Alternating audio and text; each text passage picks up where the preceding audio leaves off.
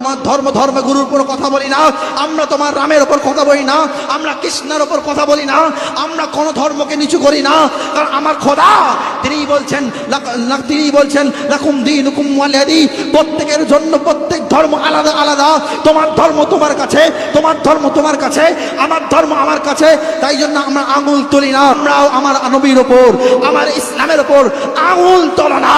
যদি আঙুল তোলো, সুন্নি মুসলমান নতুন এক কিয়ামত, নতুন এক কারবালা তৈরি করে দেবে ইনশাআল্লাহ। নবী জানের থেকে পেয়ারা, যে নবী মানের থেকে পেয়ারা, যে নবী সমস্ত কিছুর থেকে আফজাল, যে নবী অন্তরের থেকে পেয়ারা।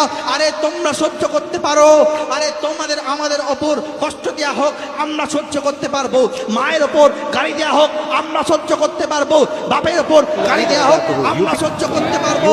এ মুসলমান আর এ নওজওয়ানগণ, আমার নবীর সামনে যদি কেউ বেয়াদবি করে, গোস্তাখি করে, সে মহারাজ হোক আর ফকির হোক আর মিসকিন হোক, আরে তাকে ছেড়ে কোনোদিন কথা বলা যাবে না।